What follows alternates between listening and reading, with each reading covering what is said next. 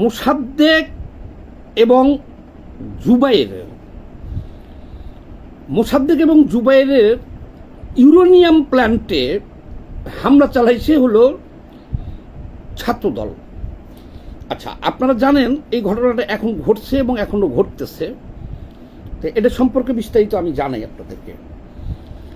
5ই August গণ অভ্যুত্থানের পরে এই শিবিরে রক্ষাটা বাহিনীর গ্যাং, এই মোসাদ্দেক, জুবাইর, এরা আবার ডাকসুর নির্বাচিত হয়েছে কোন কোন পদে, সাহিত্য পদে আর কোন পদে। তো এরা এমন কোনো কাজ নাই, এরা তো ঢাকা বিশ্ববিদ্যালয় দখল করছেই এবং বাংলাদেশের সব বিশ্ববিদ্যালয়গুলাই 5ই আগস্টের পরে ডক্টর ইউনূসের নেতৃত্বে সরকারের তত্ত্বাবধানে তারা সব বিশ্ববিদ্যালয় দখল করছে। তো এখন পর্যন্ত বিএনপি 2 মাস হলো ক্ষমতায় এসে, রাষ্ট্রীয় ক্ষমতায়, কিন্তু এখন পর্যন্ত কিন্তু ছাত্রদল সেভাবে কোনো বিশ্ববিদ্যালয় দখল করে নাই। তারা খুব ভদ্র শান্তভাবেই আছে, এখনও শিবিরকে কোনোখান থেকে বের করে নাই। এটাকেই তারা মনে করতেছে যে ছাত্রদলের দুর্বলতা। কারণ বিগত 1.5 বছরে ইউনূস সরকারের থাকাকালীন তার নেতৃত্বে তারা এই বাংলাদেশের ছাত্র সমাজটাকেই নষ্ট করে ফেলছে। দেখেন না তাদের স্লোগানগুলো 1, 2, 3, 4, অমুকের ড্যাশমা, তারেক জিয়ার ড্যাশমার, টিনের চালে কাউয়া, ফজু আমার ড্যাশ ড্যাশ ড্যাশ। তারপরে কত নারীকে এক জায়গাতে করাইছে, স্টুডেন্টকে বোরখা পরাইয়া এরা করাইয়া হাউয়া মাউয়া ছিঁড়া ফেল, দেখতে পাইলে বাকশাল। মানে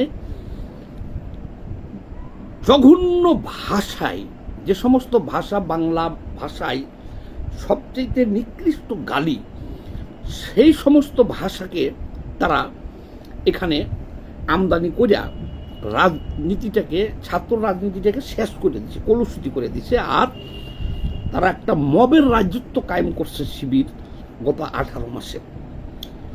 তাদের এই মবের রাজত্বটা এমন একটা রাজত্ব যেখানে ছাত্রদল পর্যন্ত অসহায় হয়ে গেছিল। দেশের মানুষ, দেশের জনগণ সব অসহায় হয়ে গেছিল এই ছাত্র শিবিরের মব সন্ত্রাসের কারণে। ওই যে ইনকলাব মঞ্চ করছে যে হাদি, এরাও তো শিবিরের লোক। কি জঘন্য ভাষার কালচার করছে ওইখানে দেখছেন। আর সারা দেশে কিভাবে মব সন্ত্রাস করে হত্যা, চাঁদাবাজি, এমন কোনো অপকর্ম নাই শিবির করে নাই। ঢাকা বিশ্ববিদ্যালয়ের মতো জায়গায় শিবির যে ত্রাসের রাজত্ব কায়েম করছিল, সেখানে ছাত্রদল শুধু অসহায় থেকে ফেল করে ছায়া থেকে দেখছে সারা দেশে তাদের এই সন্ত্রাস। আচ্ছা, যাই হোক, এখন সেই শিবিরের ঢাকা বিশ্ববিদ্যালয়ের মোসাদ্দেক, এই যে বড় বড় দাঁত যার,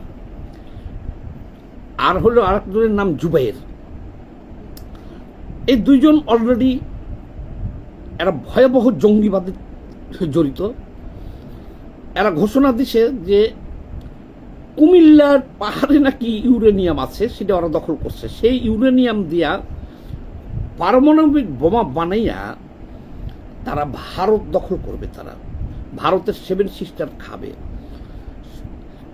এই কথা বলার পরে কুমিল্লার পাহাড়ের নিচে যে ইউরেনিয়াম আবিষ্কার করছে তারা, ভাগ্য ভালো যে তারা শিশুদের পাছার মধ্যে ইউরেনিয়াম আছে এটা বইলা খোঁজা শুরু করে নাই।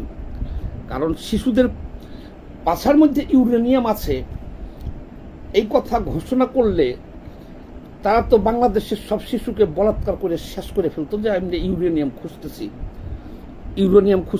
খুঁজতেছি। তো যাক, সেটা বলে নাই।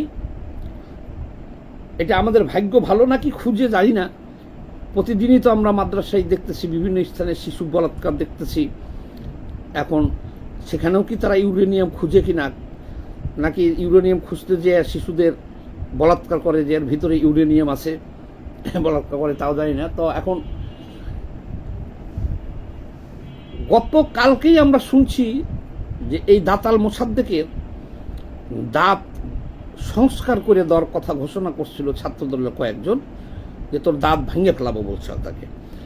সে আবার এই 2 বছরের মধ্যে প্রথম দেখলাম সে বিচার নিয়ে গেছে ভিসির কাছে, যে ওরা আমার দাঁত কাইরা নিতে চায়, মানে দাঁত ভেঙে দিতে চায় ছাত্রদল।